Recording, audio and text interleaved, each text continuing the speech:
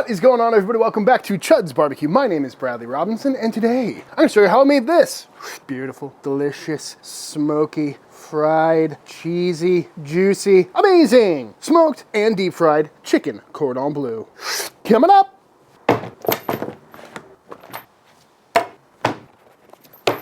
These are some chicken breast.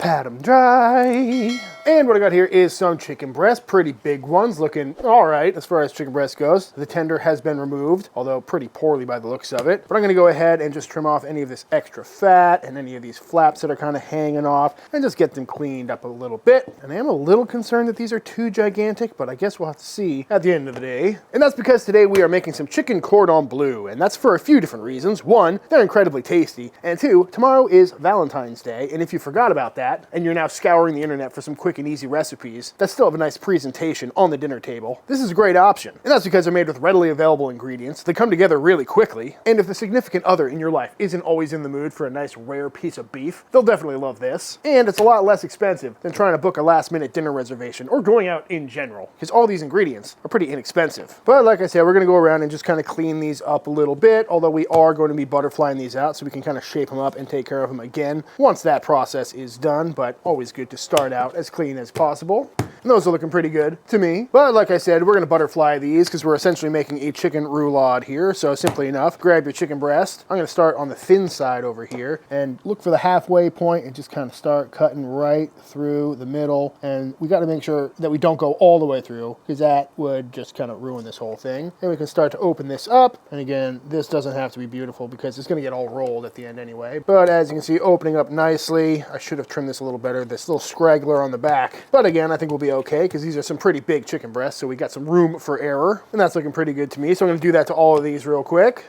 Nice sharp knife definitely helps. Easy enough. Just kind of go slice by slice if you want. And there we go. Beautifully butterflied chicken breast. And next up, to make these even flatter and more even, I'm going to lay it down, and I'm going to put a little piece of plastic over the top. And then bust out your shiny new meat mallet that you got for Christmas from your mom, and just start pounding it. Again, mostly focusing on the thick part up here to make it even with the thin part on the bottom. And you definitely don't want to hit it too hard, otherwise you can kind of break this breast up and turn it into mince, which you don't want. Also, using the flat side, not the poundy side. And I suppose you could do this without butterflying it and just start whacking it away while it's still intact, but again, you're probably going to break it and pound it too much, and it's just going to get all mangled. So that's why I recommend butterflying it and then pounding it out.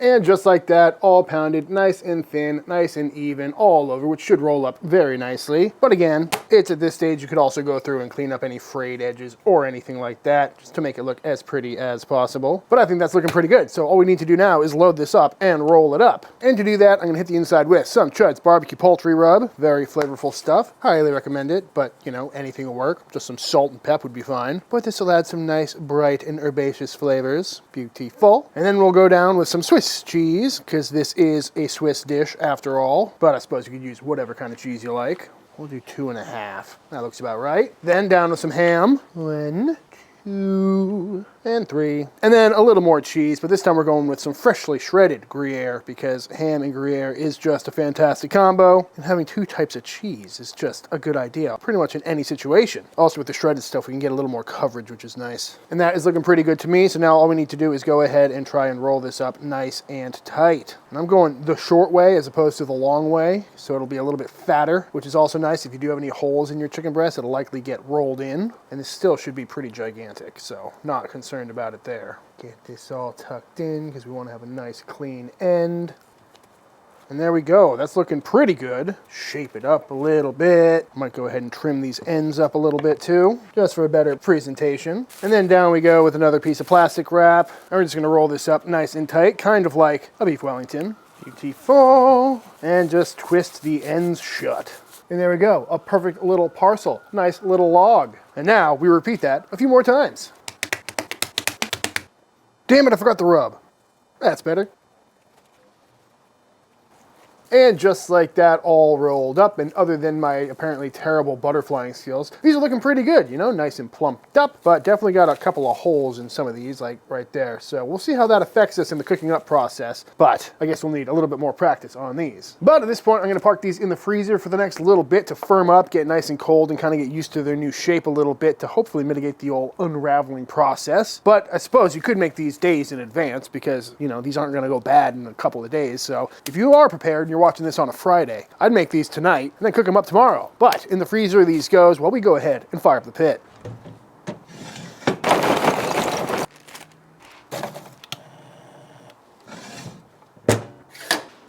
And while those coals fire up, let's go ahead and bust out a quick sauce for these chicken Cordon Bleu. Start them going into a pot with some butter. And we're just gonna get that melting down. And once that is melted down and we've evaporated most of the water, in we go with some flour to make a roux. So we're just gonna keep stirring this and cook that roux for just a little bit. We're aiming for a blonde roux here, but we do wanna cook off some of that raw flour taste. And once cooked down, smelling real nice, in we go with some milk. Just a little bit at first, should thicken up pretty quickly, and then in with a little bit more. Smells like a pie, and then in with the rest.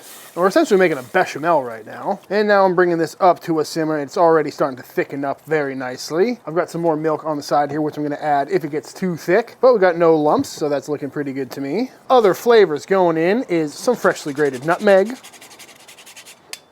as well as a healthy shot of some Dijon mustard. I'm gonna go pretty heavy. I think a mustardy sauce on this would be very good. And get that mixed in. Oh yeah, that's starting to look real thick. Probably will thin that out. This is starting to smell good. Gonna go in with a little pinch of salt and some freshly cracked black pepper. And if you don't want that black pepper look, obviously you could use white pepper or something, but I'm thinking the little black specks might look nice in there. But to turn this bechamel into more of a Mornay sauce, we're gonna go in with a whole bunch of some freshly grated Parmesan cheese, because you can't have too much cheese in a dish like this, folks. And get that nicely melted in. And just like that, we've got ourselves a lovely, nice, thick sauce. Give that a taste.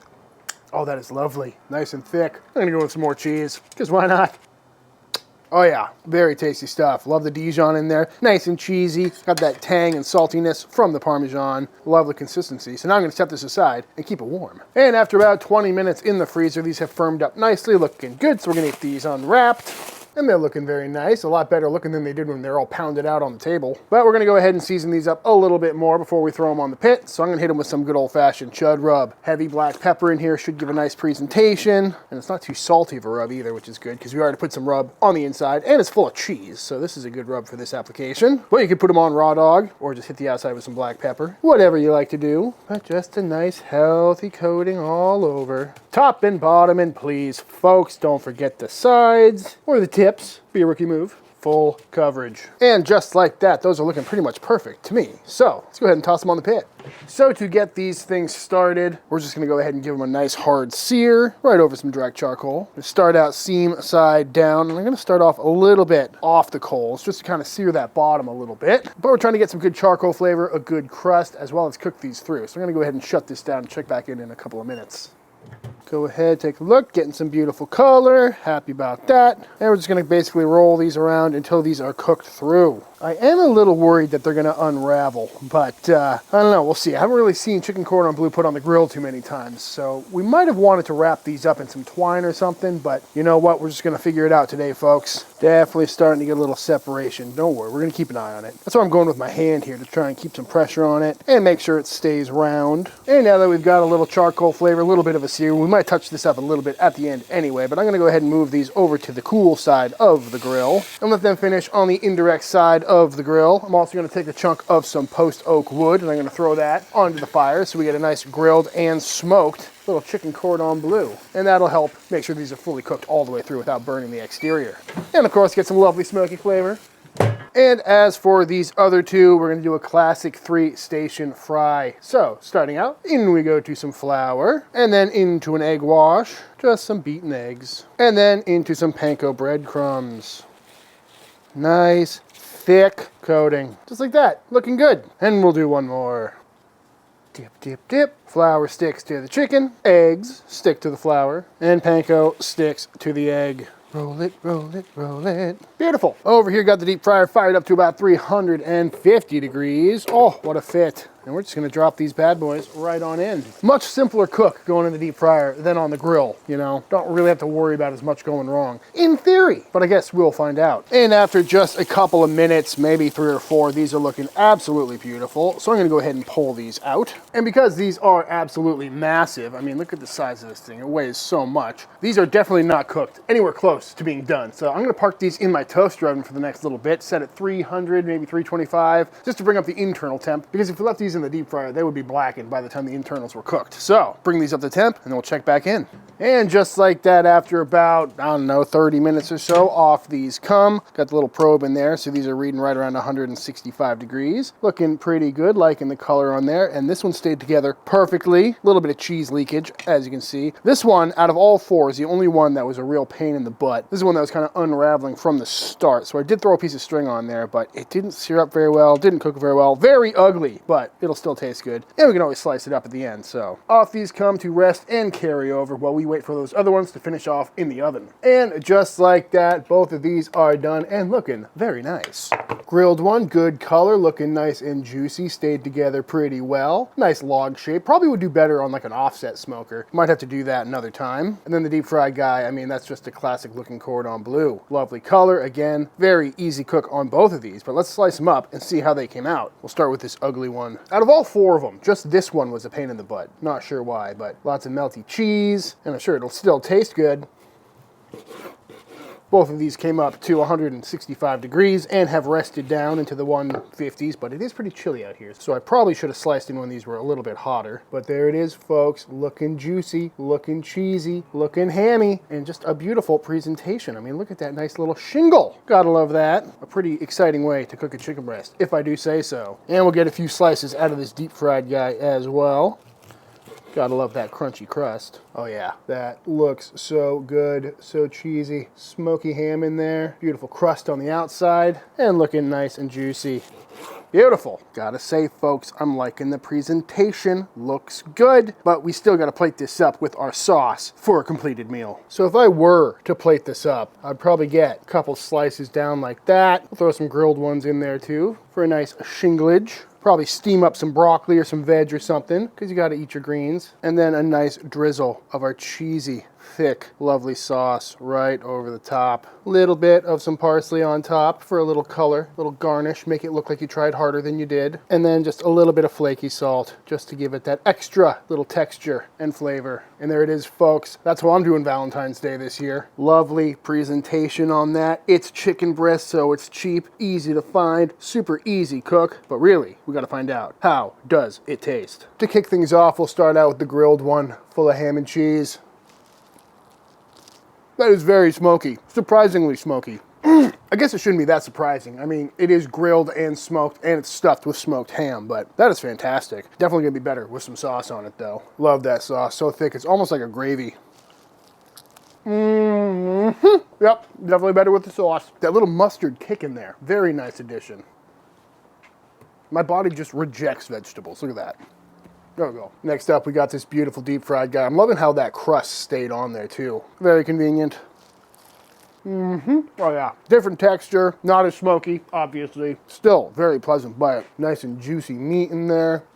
Probably could use more cheese, which is saying something because there's a lot of cheese in there, but I think I lost a lot when it was in the oven and or on the offset part of the grill, but I like it. Perfect little bite right there. Tastes like fried chicken, because it is. Pretty minimal work, pretty good payoff too. Look at that, full of cheese. Lovely cook on that too, still juicy. Brooke, would you like to try some chicken cordon bleu? This looks delicious. That side's a lot hotter than this side because it's a stiff 40 degrees outside. Okay, so this is chicken and ham? Chicken, ham, and cheese. One is grilled, one is fried, covered in a lovely Mornay sauce. That is good. What's the gravy? It's like a bechamel. Okay. Kind of croque madame vibes going on.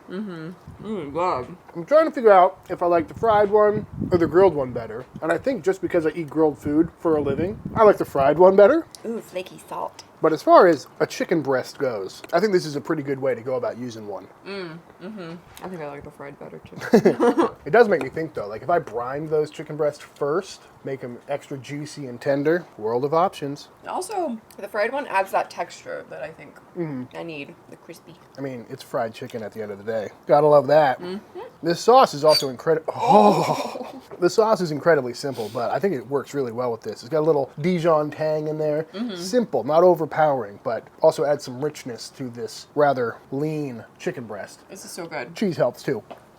My parents would get those like stuffed chicken eggs basically that were like, Chicken eggs? well, they were like egg shaped, Oh, yeah. but they were chicken and then they had like cheese and broccoli. Yeah, I think we all had those in the 90s. Yeah. Just pop it in the microwave or in the toaster oven.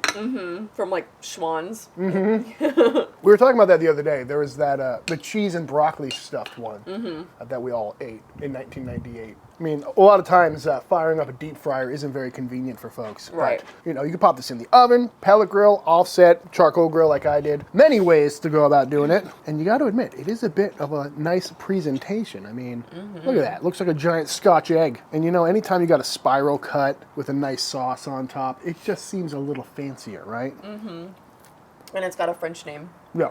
Le Cordon Bleu. Cordon Bleu. This is perfect. I'm gonna eat this whole thing. Makes for a perfect weeknight dinner. Now, the real question is, what should we cordon bleu next? You know what I think I'm gonna do? I'm gonna put it on my calendar right now. At some point next November, I'm gonna do this with a giant turkey breast. That was gonna be my suggestion. Like, imagine like a big one, like this big. All right, we'll do it on November 11th. I'll starve myself for a couple days before that. I like it. Now, before we go ahead and enjoy the rest of this meal in a slightly warmer environment, I think it's time for the official taste test. All right, y'all, and that is it. That is how to make some absolutely fantastic smoked and deep fried chicken cordon bleu. I highly recommend giving this one a try, whether it's a date night or just a simple weeknight meal. This is a great technique to have in your back pocket, and the whole thing comes together in about an hour, which is super convenient. It's easy to do, and it's got a really great presentation, which is always nice, and definitely something I'll be making again in the future. But all that being said, if you enjoyed this video, let me know by hitting that subscribe button. Let YouTube know by dropping a like on this video. If you do give this recipe a try for yourself, be sure to tag me on Instagram at Chuds BBQ. I'd love to see what y'all are cooking. Big shout out to all the Patreon members. Thank you for supporting Team Chud and allowing me to keep making all these videos. And until the next time I see you, please go cook something outside. Peace.